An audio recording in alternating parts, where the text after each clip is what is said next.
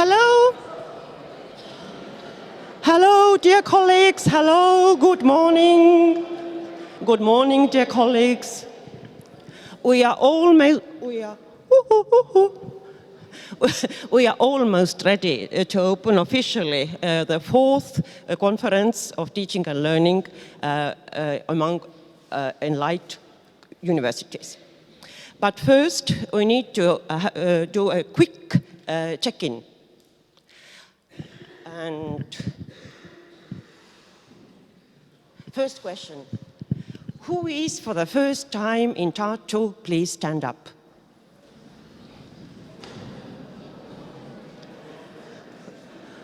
Welcome to Tartu. Thank you.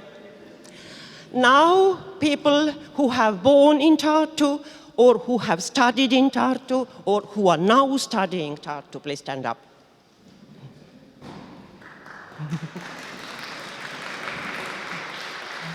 These are people who know some secret places in Tartu. If you need to find something unusual, please ask them. Now I would like all the students who are participating here at the conference, please stand up.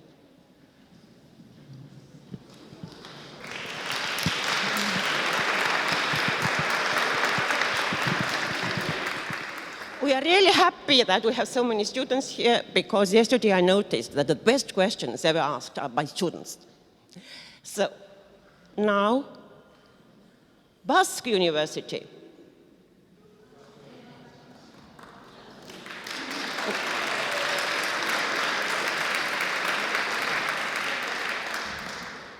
Bern University.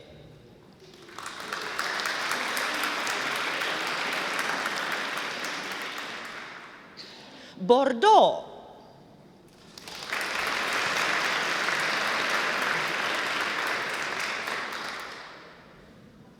Comenius, Bratislava.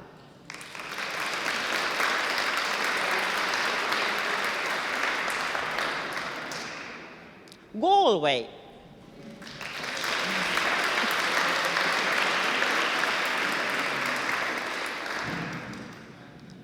Ghent.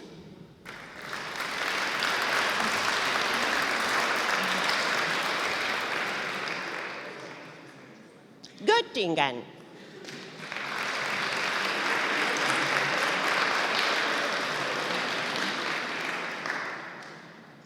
Groningen.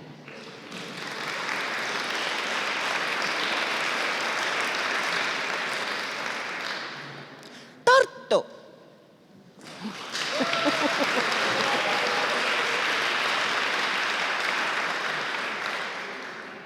Uppsala.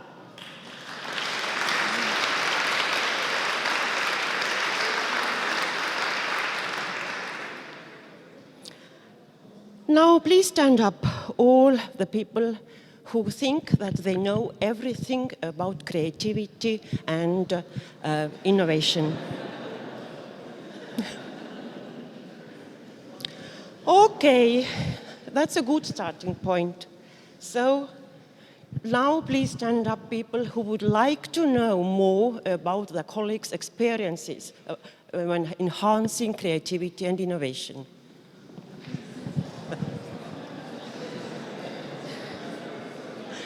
Thank you.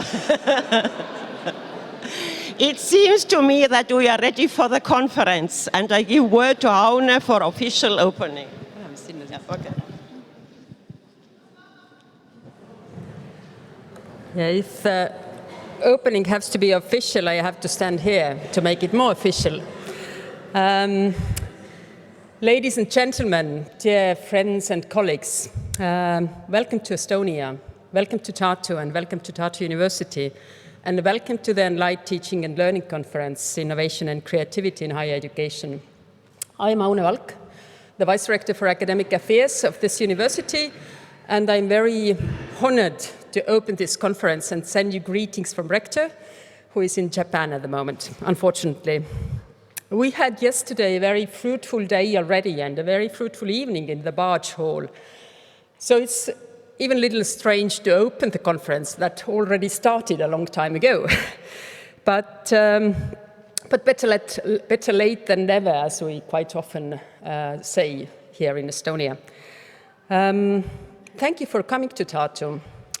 It needs a little additional effort. It usually needs one additional flight, or at least one additional bus or train drive, compared to many other places. So it's very hard to travel green when living in Tartu and coming to Tartu, but therefore we are very happy welcome guests here.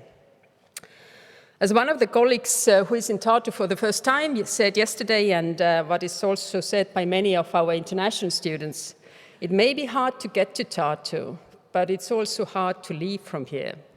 So be careful tomorrow. Tartu is the kind of city where you want to stay for a longer. It happened to me 35 years ago. Before I go to the topic of our conference, I just wanted to make some very short introductory notes about the university and the city. While Tartu as a place for first mentioned 1,000 years ago, we are celebrating this year 800 years Tartu as a city. And soon, 400 years ago, in 1632, we got a university due to the Swedish King Gustav Adolf II, who wanted to secure, through the influence of Protestant religion and his administrative power, and the university was a tool for that, because we were conquered at that time by Poles, so there was two big religious powers competing for the minds of people here. Currently, we are not just the oldest, but also the largest university in Estonia. Approximately 1/3 of all students in Estonia study in this university. It's 15,000 students. Half of PhD theses are defended here, and more than half of research done in Estonia is published by the University of Tartu. Tartu is a comprehensive university, and we teach almost all fields here, except for veterinary medicine, pilots, agriculture, and some fields of engineering. It's the only place you can become a medical doctor, and one of the two places to become a teacher in Estonia. So coming from the university to today's topic, creativity and innovation, the first person that comes to my mind when talking about creativity is Juri Lotman. Actually, the first person is actually Mari Karm, the mother, or we can...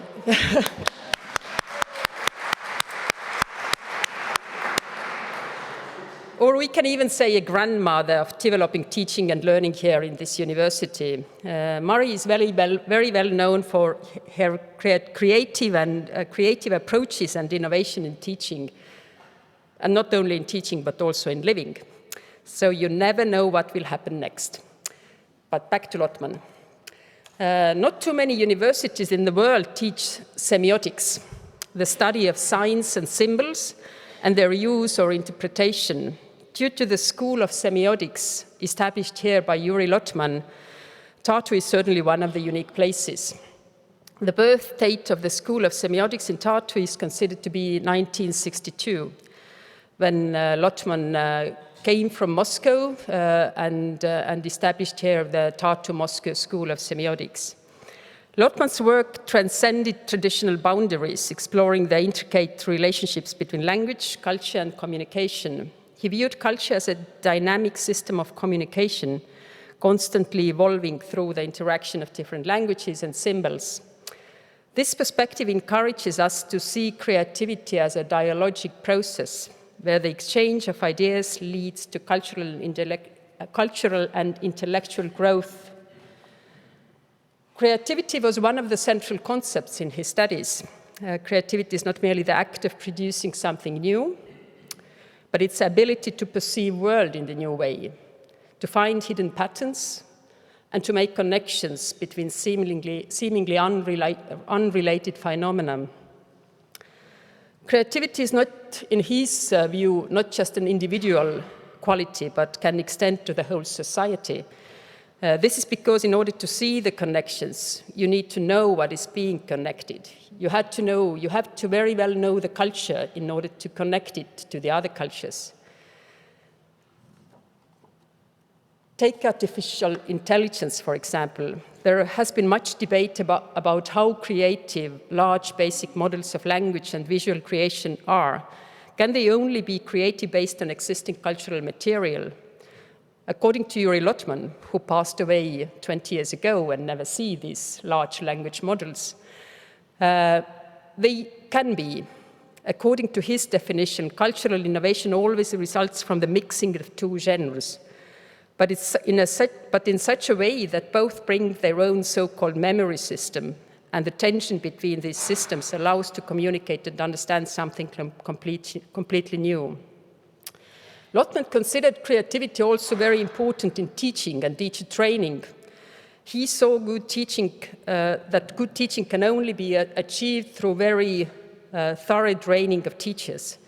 In his understanding, it would be terribly difficult to become a teacher. It's a terribly difficult study period from which half of the teachers would drop out in the process. And after that, the ones who pass successfully are sent to schools and they are let free creatively. So to get a creative teacher, you need a very tough training before.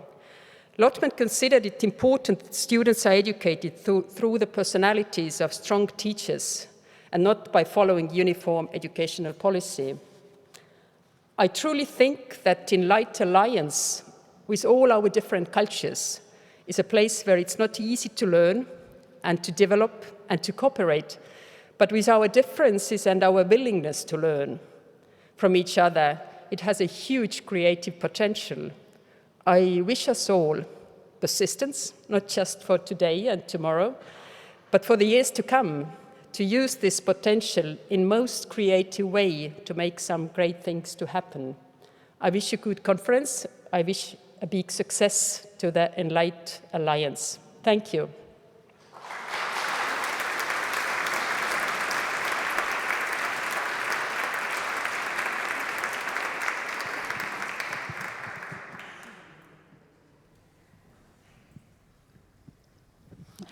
Good morning. Welcome to Tartu. My name is Tiina Jaksman. I'm the project manager of ENLIGHT at the University of Tartu, and I have some practical information to give you. So the conference will take place in two buildings. In this building, which is the main building of the university. It's an old building, you will see it. And in the building of the Institute of Education. So those who were here yesterday, you already know it. And this is a modern building. There are volunteers to assist you. So if you get lost, if you have any questions, please turn to our volunteers. They wear the T-shirts of the university, and they also wear a red ribbon on their name tag. Speaking of name tags, this is the only piece of plastic we will give you. If you want to recycle it, you should be able to do that. Also, we have tried to be sustainable in another ways. So after the conference, we will ask you to return the lanyards. If you want to keep them, please keep them. If you have 20 of them at home already, you can give them back as you wish.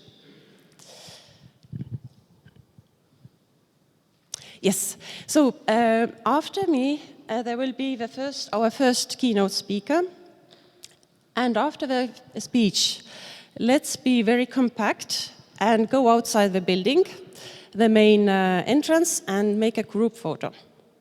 So after that, you will have time to have coffee. And if your session is in the second building, please go and have a coffee there.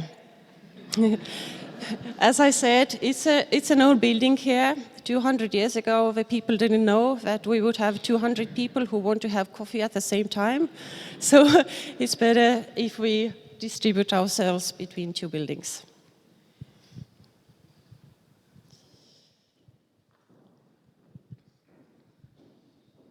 Yes, and we will, after the sessions, we will have lunch. The volunteers will guide you there and the back. And in the evening, let's gather here at 6 o'clock sharp, because we will hand out the Teaching and Learning Awards. Yesterday, we had the pleasure to hand out the first Sustainability Award and the first ENLIGHT Inclusion Award. And today we hand out the Teaching and Learning Award. And after this ceremony here, we will go to the University of Tartu Museum, which is up the hill. We will take the slope called Slow Death. You will see why. And we will have reception. And tomorrow morning, we will repeat the same until the lunch, except for the group photo. Enjoy the conference. Thank you very much.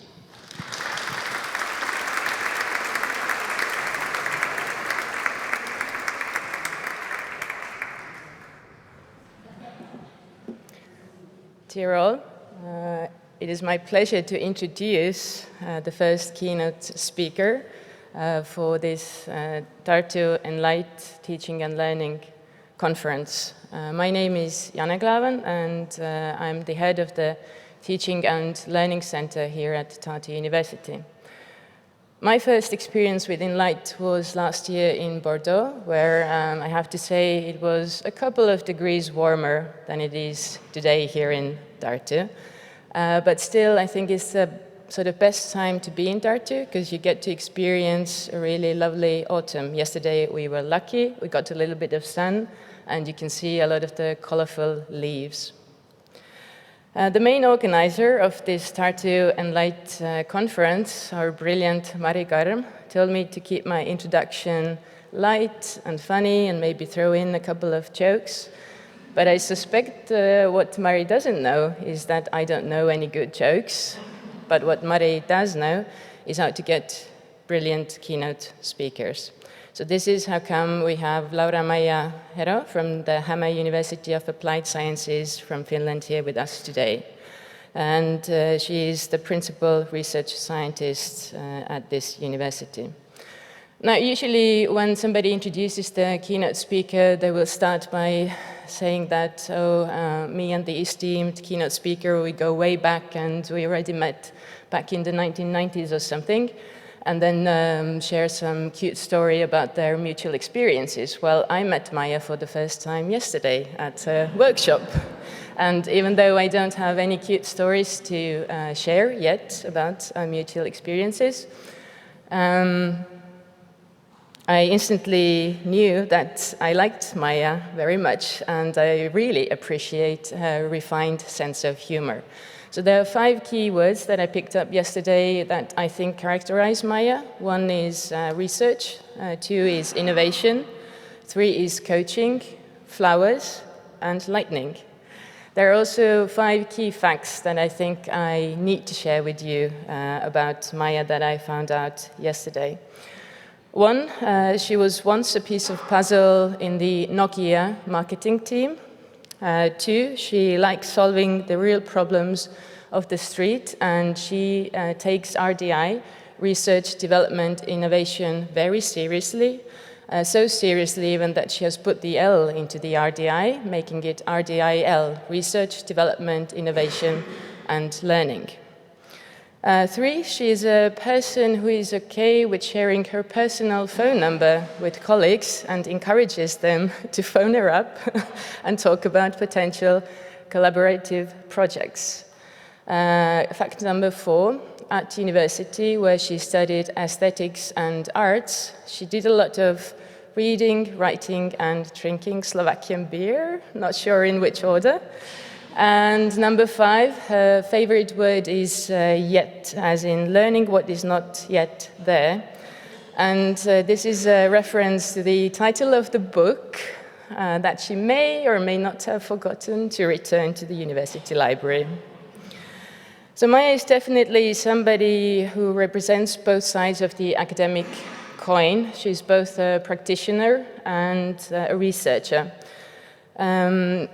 And yesterday, I was an eyewitness to the fact that Maija really does practice what she preaches. So it is clear that she's a huge fan of learning and teaching, and she truly believes that students have a lot to give back to us as researchers and as lecturers. She's an expert in design-based education and multidisciplinary innovation learning. And to name just one very impressive output of her research, She has produced a deck of inno cards that represent individual innovation competencies that can be used in a learning setting when you're doing team projects. Today, we will learn more about design-based approach in teaching and how to foster student creativity and innovation. Maija, the floor is yours. We look forward to being enlightened.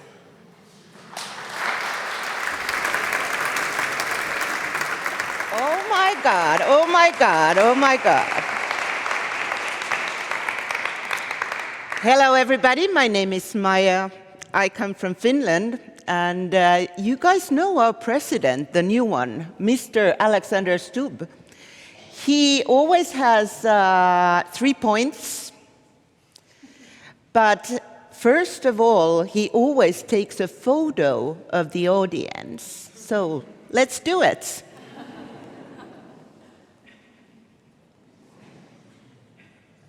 It takes 5 seconds. Smile. Why I took this photo is because if you guys call me on a mobile phone, I check the photo and, yes, now I know where she or he comes from. Today we are going to talk about creativity and innovation. But creativity and innovation, they are hard things to do. So I'm going to mainly ask, how? Okay? How do you do it? In practice. So I come from Finland, from an applied science university called Häme, University of Applied Science, Valk. And personally, this half comes from the outer archipelago of Finland, and the other half comes from Espoo. On this island, 2.5 hours from the mainland, there lives 11 people and my family. 11 people on an island, such a beautiful island with a sailing harbor, very popular sailing harbor, and a family called Johanssons. What we do there is we hunt seal, we hunt deer, we hunt moose, on the small islands back there, but we do fishing. We do business, a lot of business. Not only tourist business, but I would say practical solutions of everyday life and make those sellable products. And I believe these people who live here, there's like 3 of 25-year-old youngsters as well. They live the creativity and innovation every day. They live like in the cities, technologically, but what they do is they solve the problems of everyday life all the time. And that is why I went there with my family, because we want to live like this. We want to practice creativity every day. Yes, I have a background in arts management. I've been teaching it for 15 years. But I also have a background from the technology corporation. And to be honest, what was the most creative work? To be honest, I can say that it was the technology corporation, because they knew in the 90s, they knew how to make multidisciplinary teams. They were really good at it. They even hired me, who had masters in aesthetics, because they were going to take to the marketplace those video cameras and cameras what we now use here taking photographs, and all the services that they wanted to bring to connect people. Yes, back then I really got interested in what is behind it. What is behind it? And after the teaching job, or the Nokia job, I wanted to find out really thoroughly and deeply. So my headline with everything I do is learning to develop innovations. Develop means that practical building, making, not only questioning the status quo or making ideas, no. I think what it actually means is solving the real problems or challenges with true practical solutions. So, Häme changed their headline to better making.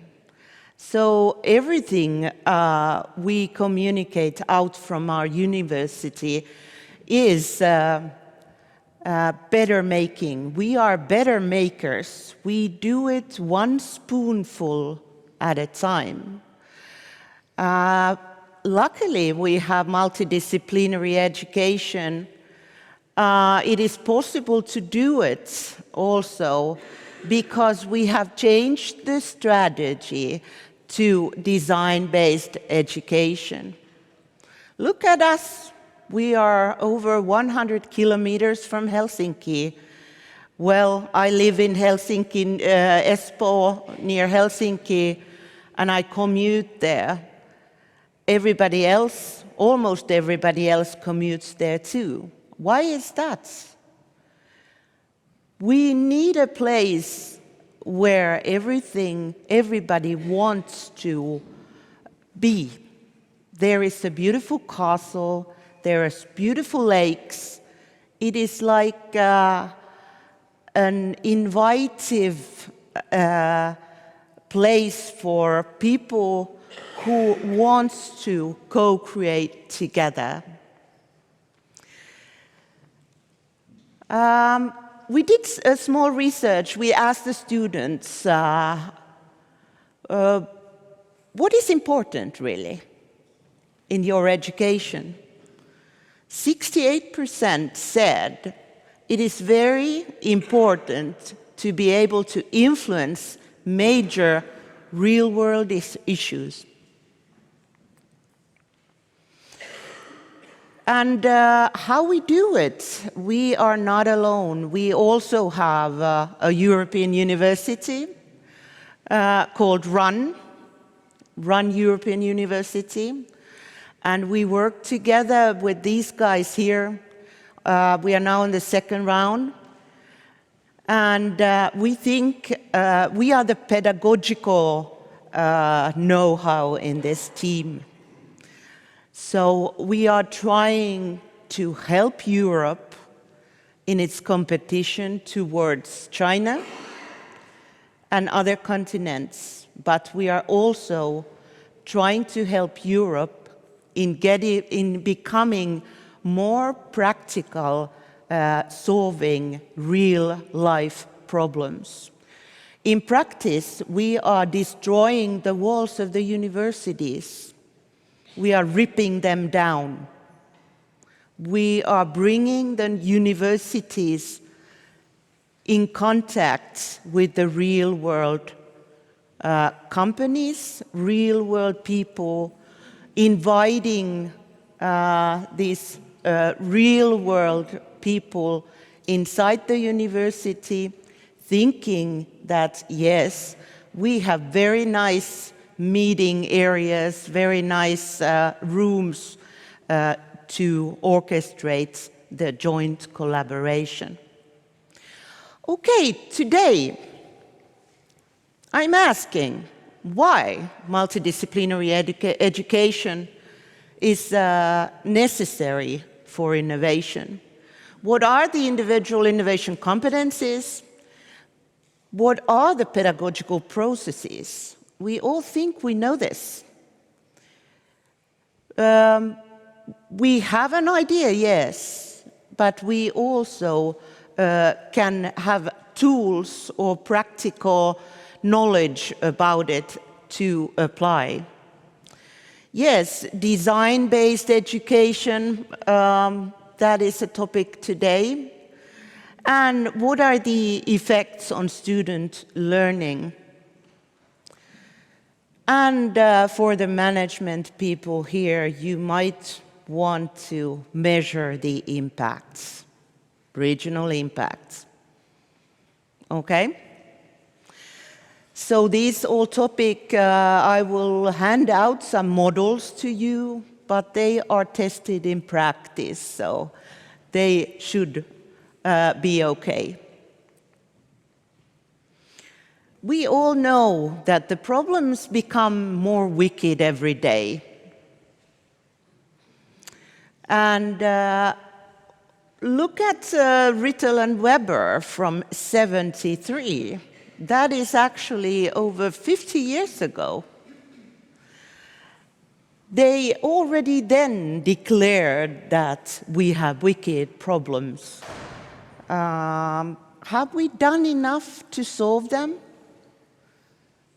Have students the opportunity to participate? Or are they today also reading, writing, and drinking, as I was in the university time? 6 years of that. Think if I wouldn't have gone to the bars with my fellow students, I would have no social skills whatsoever. 6 years reading and writing, well, where would that end up? Some of my students, they say, we don't have time to drink, Maya, sorry, we need to study. But luckily, they all work at the same time as they study. Yes, we are building more walls than bridges, yes. But what would be the bridges in practice? Well, some of the bridges could be the border zones. Personally, I only like border zones. I feel at home in border zones. I hate my discipline university way of working, but nowadays they don't dare to say it out loud, that yes, but we need to have good builders, building engineers.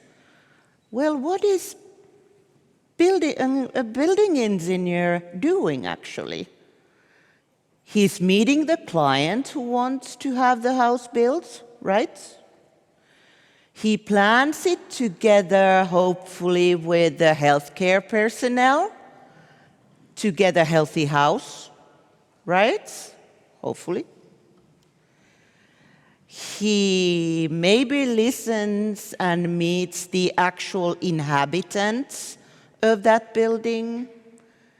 He hopefully can learn new tech solutions like ArchiCAD based on his or her networks of knowledge, or maybe practice by himself from the YouTube tutorials. He may even be qualified to learn how to do 3D design himself. But what if we only think about learning as a one-way growth?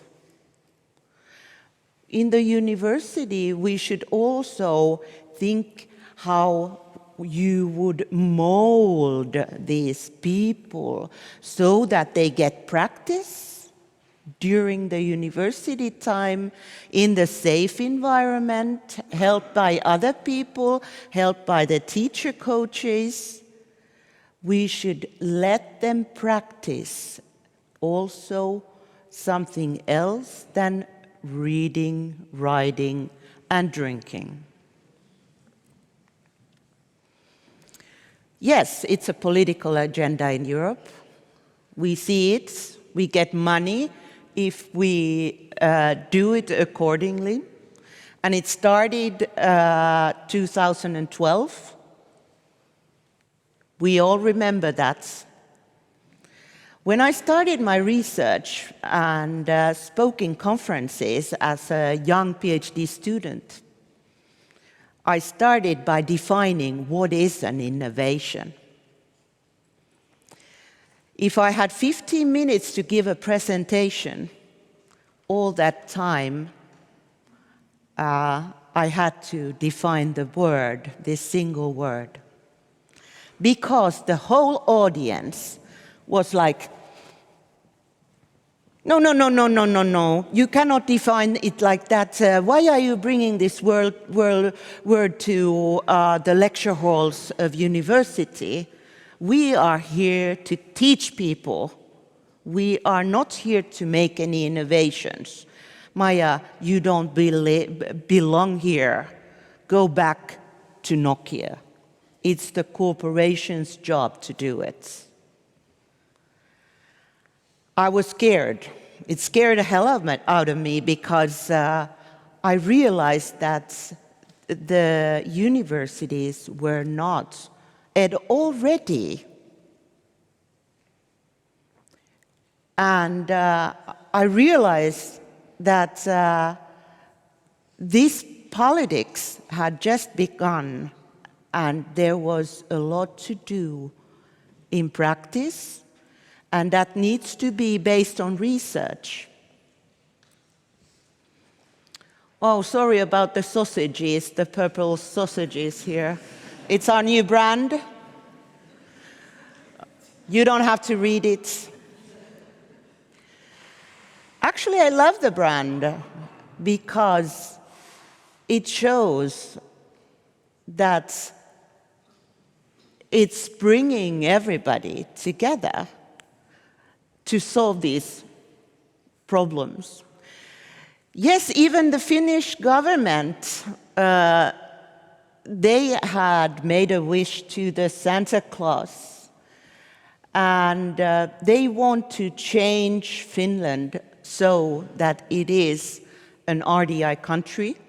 They are throwing money in a lot. RDI should be our language here in the university. We know research, right? We know how to facilitate development work. We have the methods, we have the tools. And we should know what is innovation opposed to mere creativity. It is something that is actually put in the hands of the user to use, and it would make considerable value, not only maybe small practical value, sometimes even incremental or even radical value. Yes, I think these are our words. We know these words. I think the government should look towards us here and order some RDI, okay? We know how to network with the companies. We know how to facilitate innovation. We have the pedagogies. But the problem is that when we asked our students, they had deficiencies, real problems, with problem solving, even with negotiation skills. that worries me. Maybe this study was made during the COVID period. Yes, COVID has affected us all. But we really thought it was an alarm for us. We need to change the pedagogies radically. And the generic skills, yes, we all talk about generic skills. EU wants us to produce them also in the science universities. Okay, if we are supposed to develop the generic skills, you must know how to analyze information, and to be able to produce new ideas, you need courage, you need innovation competence, you need willingness and attitude to experiment, to try. You need visioning and risk-taking. How do we teach actually risk-taking or attitude? How do we mold these students? Well, an innovation might be an end product or a service. It might be a new operating model, yes. But what is interesting in this house and with these people are the processes, the journey. The journey is a learning journey also in corporations and companies, even in startups. It's a learning journey. Based on research, I can say this. I've read so much learning, academic learning articles that are about innovation processes. We should read this also in this house. Well, why should we make innovations here in the university? If it's a novelty that is made concrete and it is useful and implemented and it conveys value, yes, but it needs the border zones. It needs the multidisciplinary team that has the transdisciplinary collaboration. It needs practical competencies developed. But then again, what are exactly the individual innovation competencies that are needed in this border zone team? Yes, yesterday we played some cards. We looked at if there's innovation competence amongst these people here. It's very enlightening to get to know people because this face doesn't say much. When I came to this room, I couldn't say who must be the vice rector of this building. I would have said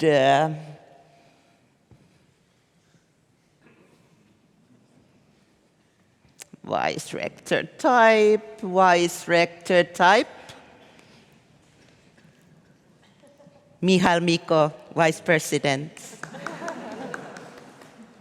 So we need tools to identify the competence. We need tools so that we can develop the competence. But our universities are very focused on the learner, the one learner. The one learner, there you are, the learners, the students. They think it's my learning. We assess her learning. She gets a 4, he gets a 5. Well, that's fantastic. So what? Nothing changes? So we need to shift from me thinking to we thinking. We need to shift the attitude because we have a world to save, right? It's our job. We are clever people, intelligent people, but also very practical. And we have people around us. We have AI, we have tools around us. So actually, we should go even further. We should go from we thinking to world thinking. Okay, let's check. How? It is not easy. Guys, you are returning your essays tomorrow. You have a lot of stress, do you? You have a deadline coming? I see in your faces. If you wouldn't be such a polite person, I think you would have your computer on your lap and you would write your essays. Yes, the learning experience develops the competence, but the activity system might be the journey. It might be an innovation development process. So the outcomes are the competence and the actual solution that changes the world. So actually assignments, well, they should be open. They should be from places or people who actually feel that they have the challenge. Do you guys remember the times when we practiced PBL? Problem-based learning, yeah. We sat in the classroom and the teacher would say that, oh, my knee hurts. Let's do the solution. Think, what is the solution? When I say that we are ripping the walls, I really mean it. We need to go out from this building and change the world in practice with our knowledge, skills, and our attitudes and personal characteristics even.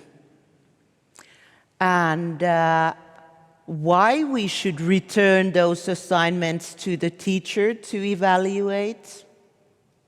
Yes, we may have to do it, but why don't we assess also how much these people have changed the world? Maybe we could have a better world with new things, not so radically, but little by little, one spoonful at a time. I know that you have experience on maybe challenge-based learning with companies, right? I think that is core maybe in ENLIGHT, yeah, open challenges from corporations, companies, the public library, the neighborhood, somebody. Yes, they are very hard to organize.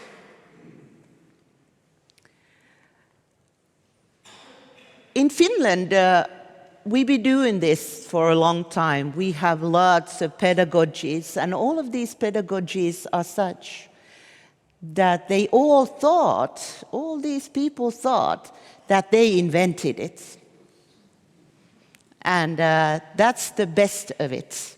When I talk to these people who owns and has developed these pedagogies, they feel they've made a pedagogical innovation. Me included.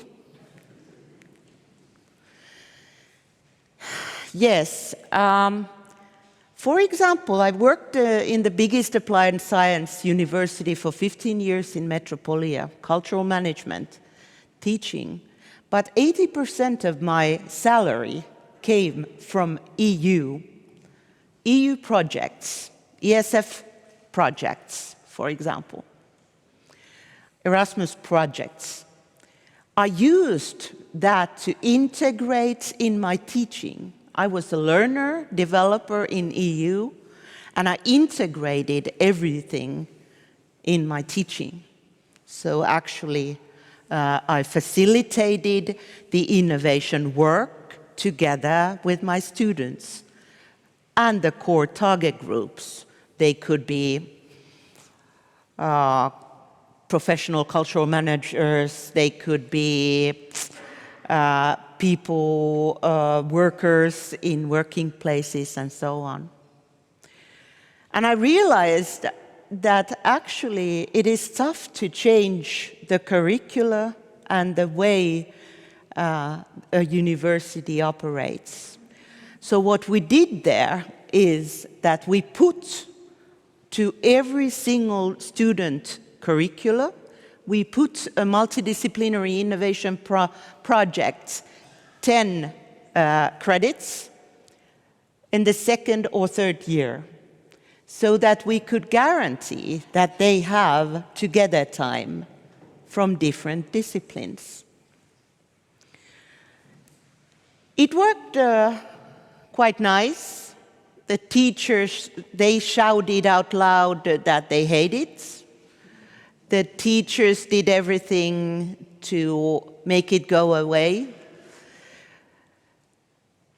first. But then they suddenly realized that, oh my God, this is exactly what we are supposed to do and do together.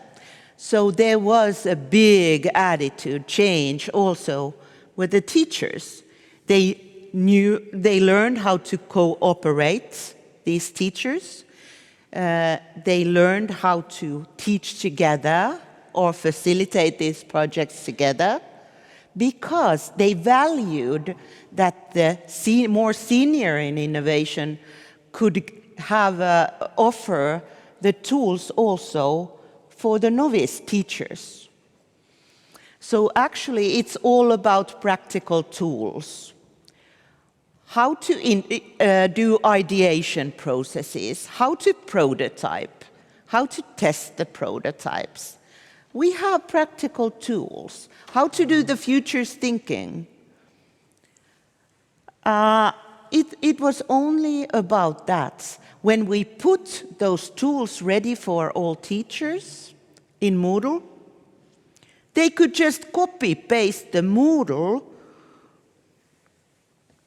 You do it differently with Apple computer, but with normal computer, you like this. You copy-paste the Moodle tools to all groups and all teachers. So actually, it's a sharing model because the university owns your work, dear teacher. It is not the copyright only of yourself. It is your workplace who owns your teaching tools.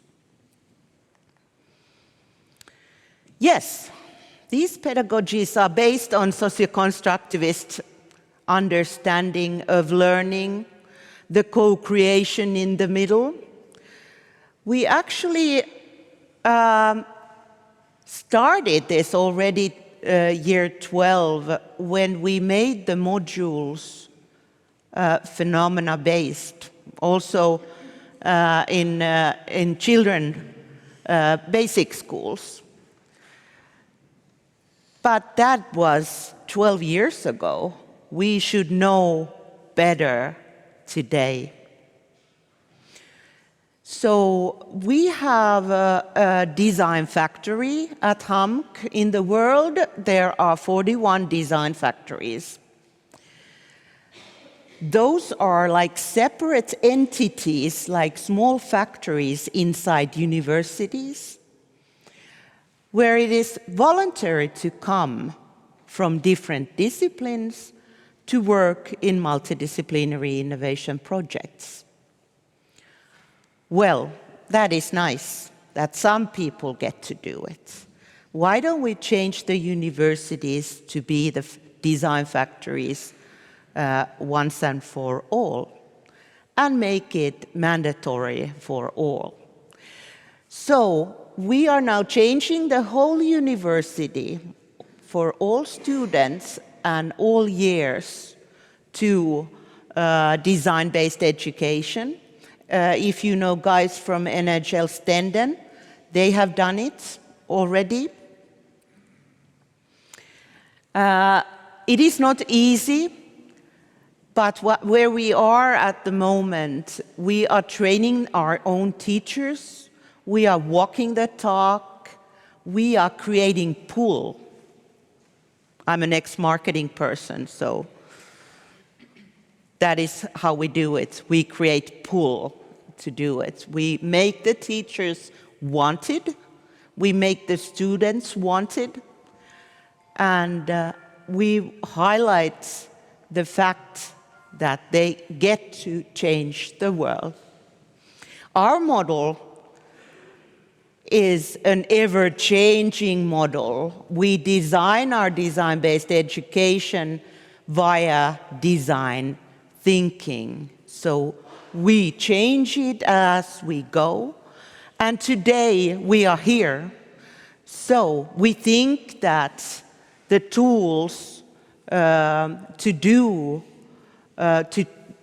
actually answer the pedagogical how question is that we should have design thinking, we should have the authentic challenges and work with the work life, and we should make sustainable solutions that are responsible, and we should work responsibly whatever we do. And we trust in the teamwork,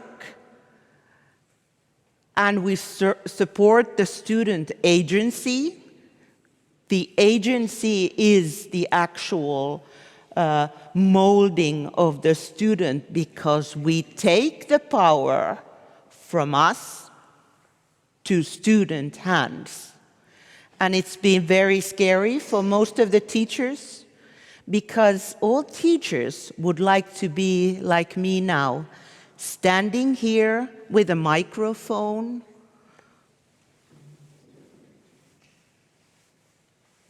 shouting as an evangelist, like a religious person or something, from here to there. Ashley, thank you. Let's make some waves. No, we give the power away. We support the student agency, but we also integrate the student well-being so that when they work in teams, we assess how well the team actually thinks they feel. So we give them tools to build the teams healthy. And then we know what is innovation competence and the transformative world transformation. And we do structures that support the multidisciplinary thing. So design thinking, yes. Ready thinking from the 60s. Actually, in the Nokia company, we used design thinking in everything we did. It's a simple model, nothing new. There is a long history in it. But the core thing is to empathize with the user, to know the user. So we actually also here in the development, we know our users. Here are some of my teams. It seems that they would be in the university, but no. Actually, they were always making new solutions for companies and corporations, and they made several solutions and concepts, and then they co-developed with the company together towards one solution. On Mondays, we handed out theory. The theory was not content knowledge, it was the tools. How the teams can facilitate their own work.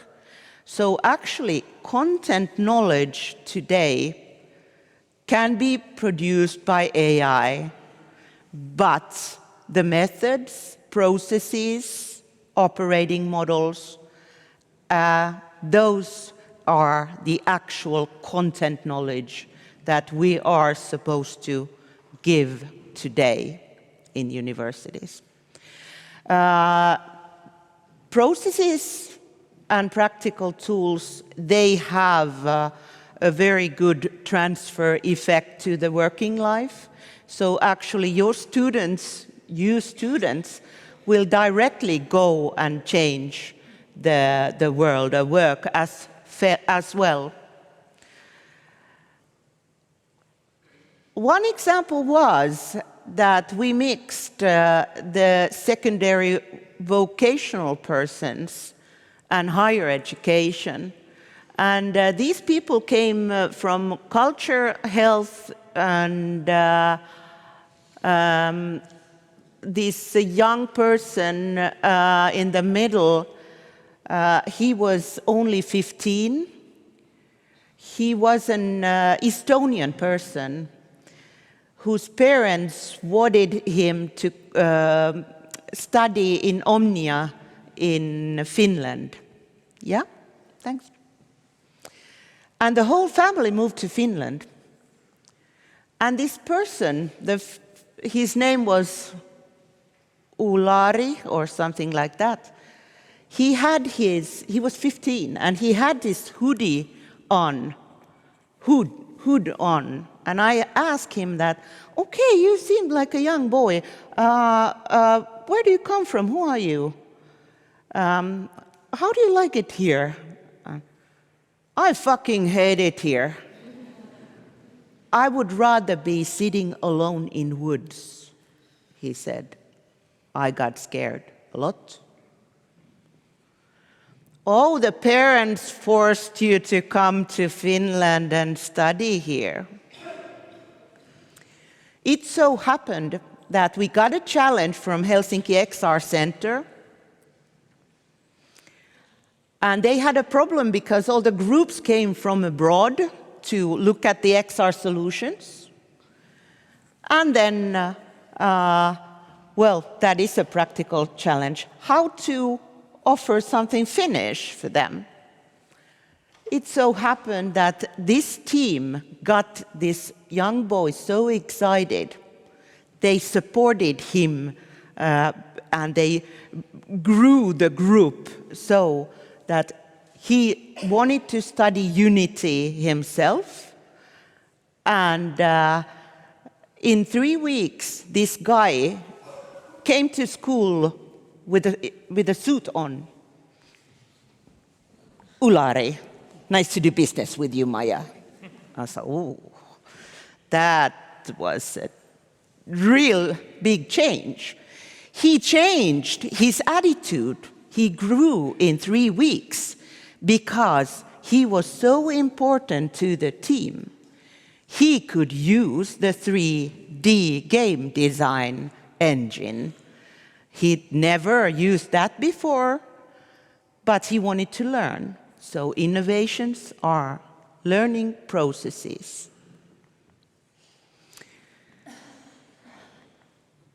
Innovation competence. I took a look at 10 years research and picked up all the competencies and validated this with several empirical studies in real-life innovation processes. And it so seemed that in research, these that are circled here, they were not at all mentioned. So back then, the research thought that no implementation skills are needed for innovation. Think about that. There was no mention about responsible behavior or responsible doing. So it is not only technical skills that you need for innovation, it is not only creativity, but it was a lot of social skills. There were so many social skills that they were so much overlapping. And then we thought that how do we actually make the journey so that it would support the development of these competencies? And that wasn't easy. We tried different things. And we realized that every single step of the journey is highly creative. Futures thinking, that is highly creative, collaborative doing. Concepting is highly creative, collaborative doing. Making a prototype, for example, an abstract service prototype, it is highly creative. Even the implementation, go-to-market, the marketing, the sales planning, that is highly creative. So actually, these processes would allow for development all the way and develop these people maybe very creative. And the assessment, for example, with these competencies on a playing cards, that should begin already in the beginning, because we cannot tell in a multidisciplinary team who knows what, who can do what. For example, yesterday in our cards workshop, I would have never, ever thought that, for example, Häme, who was there, would have such competencies, but neither her team members would have seen it from the face. So the most important thing is to show what you can do. And it's not only what you have learned in the university or where you come from, it's everything. It's the preschool, hobbies, it's everything. So the student is a whole. We just have to let him or her speak up and share their knowledge and skills. Yes, here we have it. So many of my teams that I coached, they get the lamp themselves, not me forcing it at all. They're like, oh my God, this is such a good idea. We need to take this to the user's hands. Let's make a company. Yes, universities should have first innovation processes, then the entrepreneurship courses. Well, there you have the bridge to the real world, for example. We have a model also for it because we needed the innovation teachers to talk to entrepreneurship teachers to realize the bridge. We actually have seen that the innovation project courses can be learning processes for all of the students, companies, and the teams. I give you a practical model because all the teachers and the bosses of the university, they want to see, well, now, what shall I do now? Well, there is a practical model, one example of it. But it's not easy. Multidisciplinary is highly, highly sensitive, but it's also highly difficult to organize. You have to have the same aim in the curriculum. You have to put it there because students do what is assessed.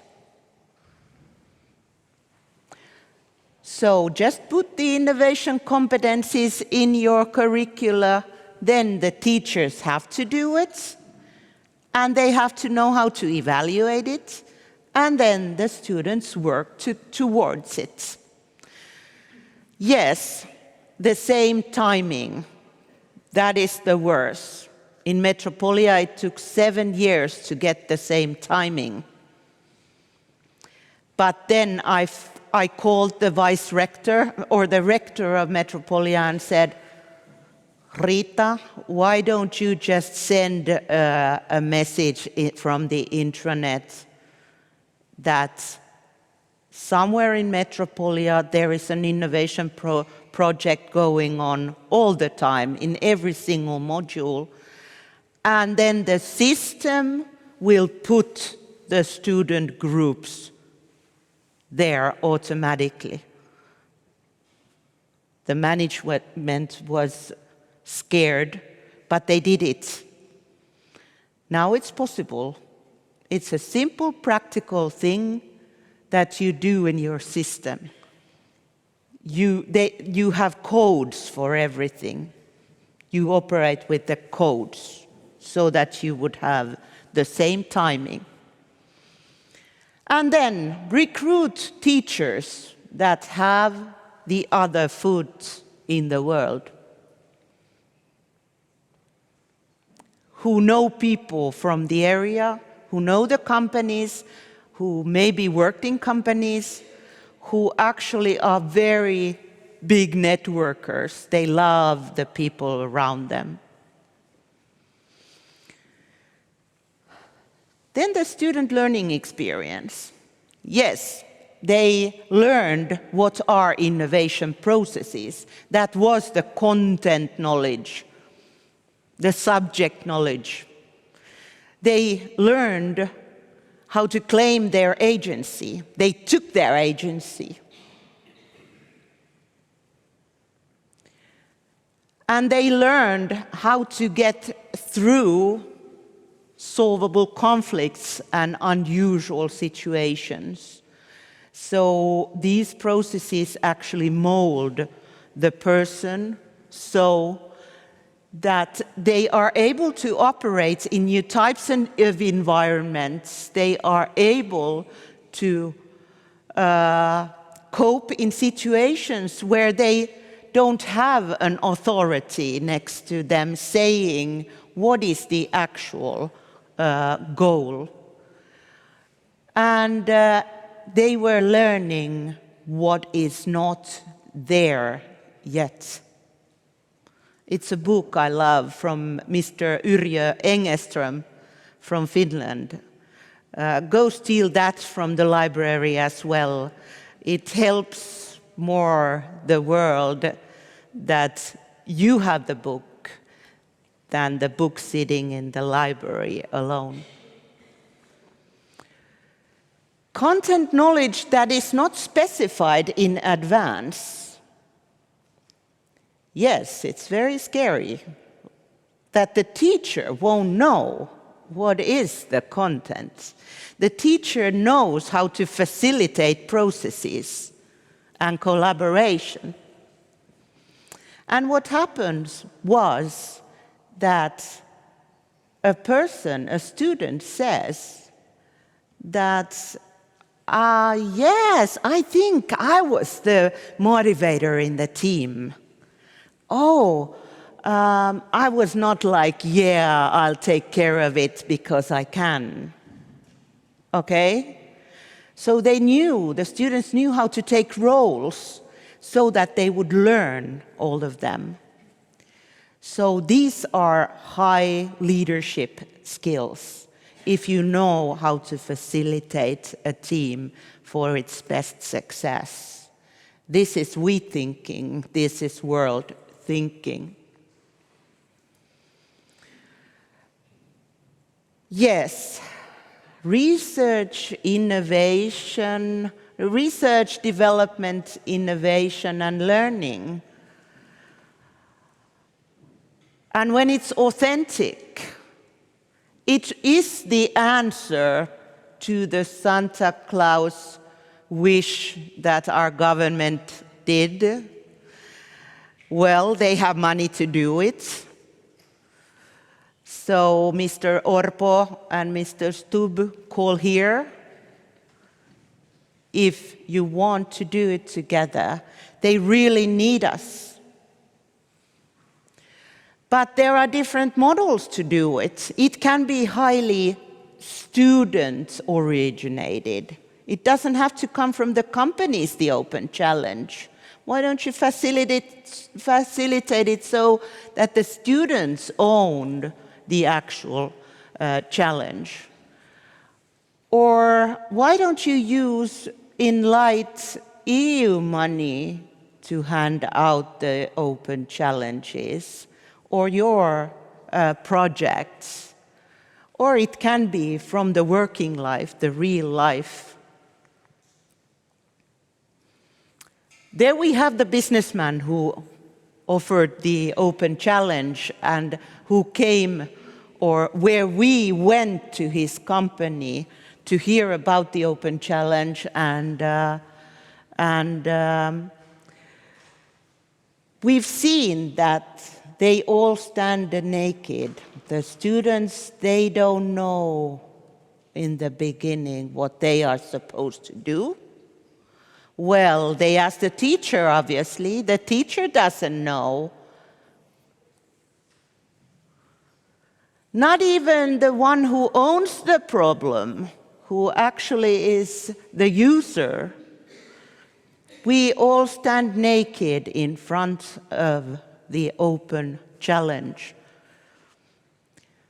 And it changes the teaching. We ask the teachers, what do they expect that will change? Yes, they will become facilitator coaches.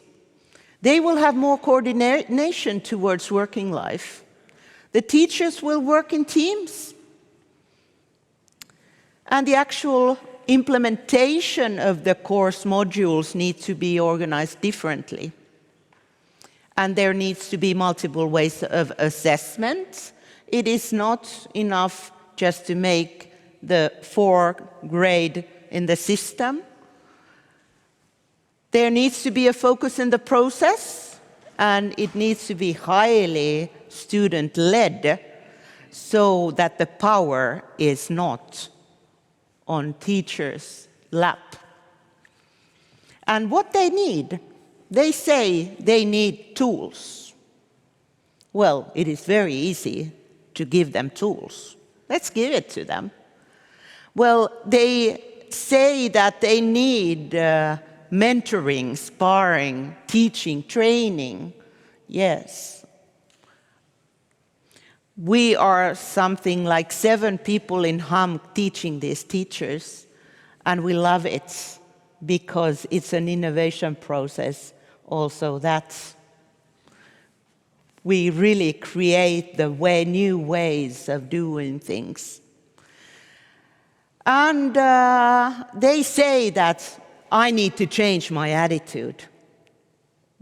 They say it themselves. I need to change my bloody attitude. I have a teacher attitude. I need to change my attitude. They said it themselves. I didn't say it. Go change your attitude. And they wanted a clear objective. They want the management say, you do 3 innovation projects per year. Go implement, go do it. Clear objective. Yeah, the teacher is a balancer, operating with volume buttons, waiting. If the students cannot take the responsibility, the teacher can facilitate more. If they are not self-guided, teacher can balance it. So the teacher actually is a balancer.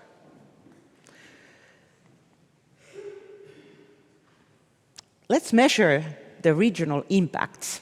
Your city, Tartu city bosses will love it when you go say,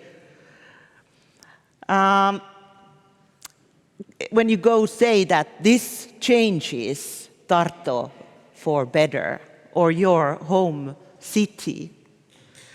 We made a model we took a look at our area strategies and different documents, and we validated it, the pre-model with the teachers and experts. And we made a model, and you can download interview or survey questions so that you can use that and study what kinds of regional effects these types of projects would have. Okay, that's about it today. As said, call me by phone. There is the phone number. And follow us in social medias. And ask for questions. Do you have any wicked questions to pose to me?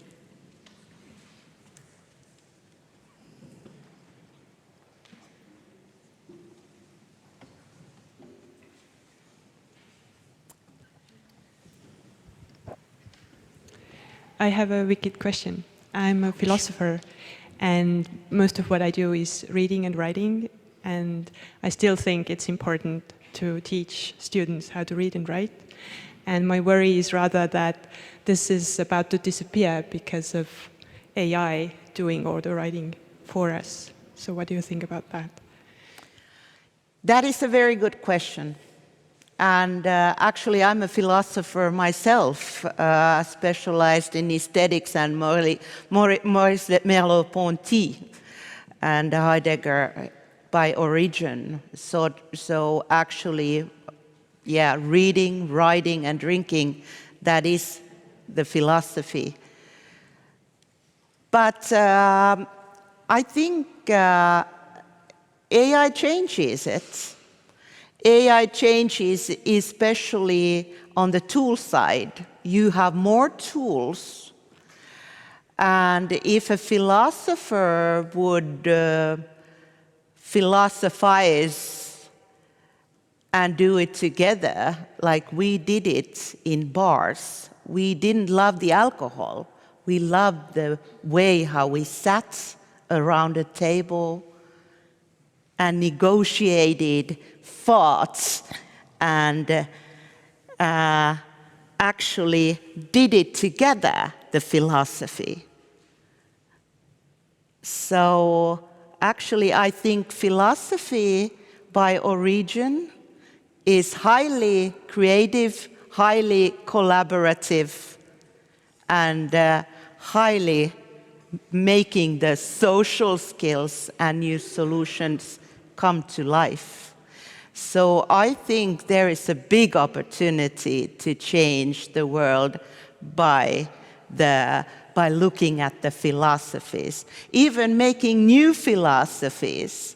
So why won't we make new philosophy innovations that the modern people can then use to make the world a better world?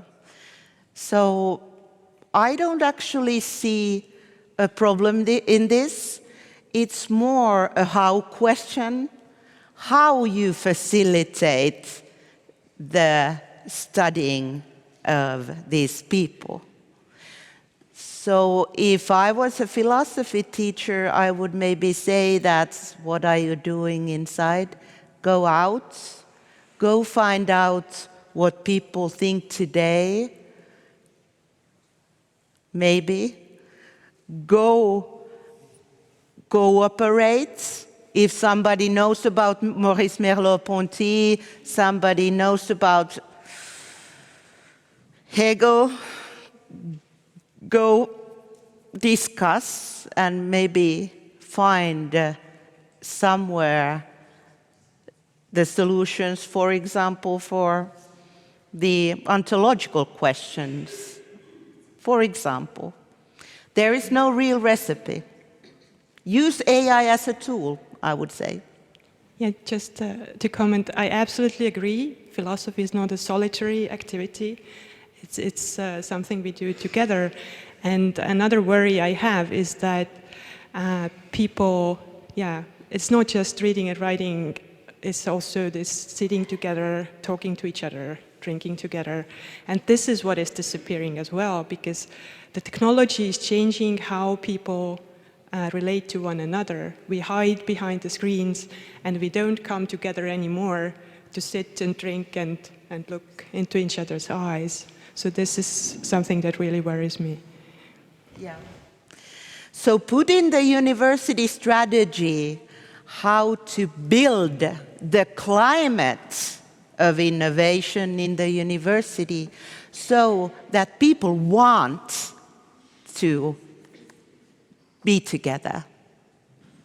They are here because they want to be together.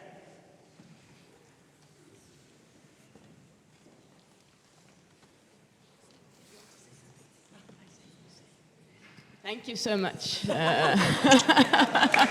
was wonderful. Call me.